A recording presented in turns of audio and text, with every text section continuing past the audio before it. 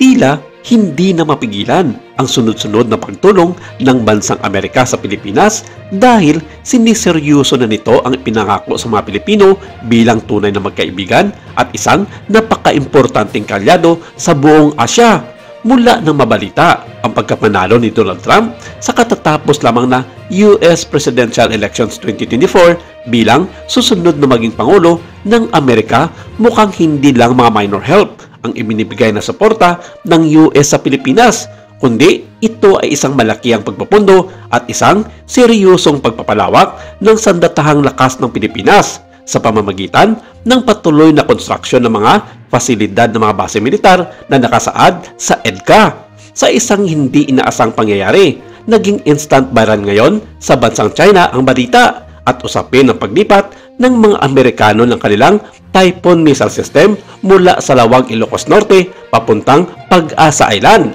kung saan nakaharap ito sa isa sa pinakaimportanteng base militar ng China na Subi Reef.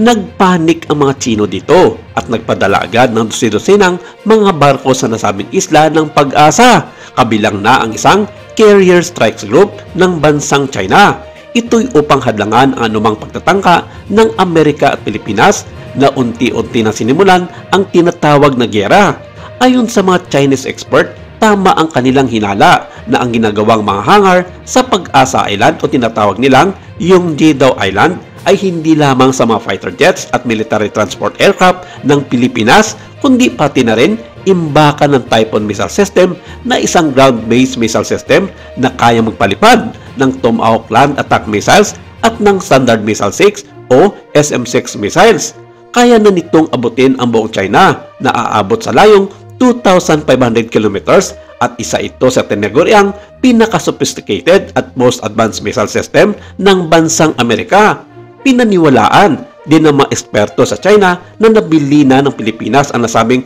missile system ng US at marami pa ang darating sa hinaharap.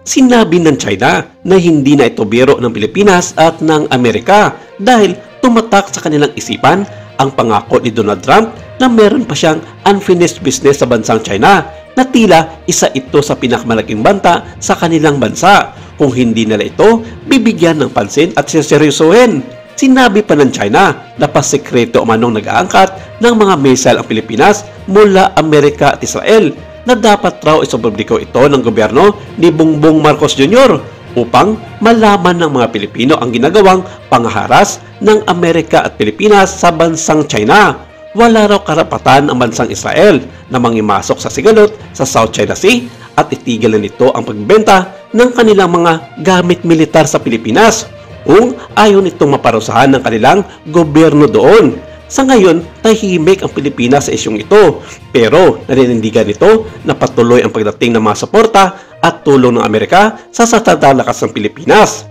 para tugunan ang lahat ng mga pangangailangan nito laban sa unti-unting pananakop ng China sa mga isla sa West Philippine Sea.